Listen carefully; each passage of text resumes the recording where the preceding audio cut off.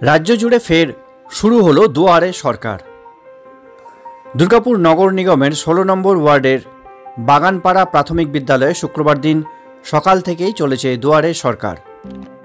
বিভিন্ন প্রান্তের মানুষজনও আসছেন তাদের সমস্যা জানাতে, আবেদন করছেন বার্ধক্য ভাতা, বিধবা ভাতা, লক্ষ্মীর ভাণ্ডার, কন্যাশ্রী, রূপশ্রী, যুবশ্রী এবং বাকি সমস্ত সরকারি প্রকল্পের।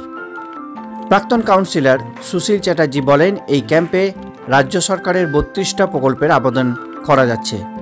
গোটা এলাকার মানুষজনও আসছেন, তারা এই ধরনের প্রকল্পের জন্য সুবিধা হচ্ছে গোটা এলাকার মানুষদেরও। 32টা প্রকল্প আছে এখানে। দিদি যে সমস্ত প্রকল্পগুলো ঘোষণা করেছে তার অধিকাংশ প্রকল্পগুলোই এখানে বাস্তবায়িত হচ্ছে।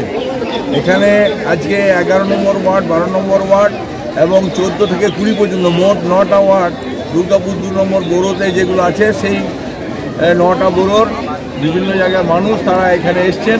তারা বিভিন্ন সুযোগ সুবিধার জন্য তারা ফর্ম ফিল আপ করে জমা দিচ্ছেন এবং আগামী দিনে যাতে তাদের এই প্রকল্পগুলো বাস্তবায়িত হয় তার জন্য তারা সর্বতভাবে চেষ্টা চালিয়ে। এটা কদিন চলবে? আমরাও আমাদের এলাকার বিভিন্ন মানুষ তারা সমস্ত মানুষকে হেল্প করছেন। এটা আজকেই চলবে এখানে এবং 27 এবং 30 তারিখ, 27 আর 30 তারিখ এটা আছে বোকারো স্টিল হোস্টেলে। সেখানেও এই 9টা ওয়ার্ডেরই আবার জমা নেওয়া হবে, ফর্ম দেওয়া হবে।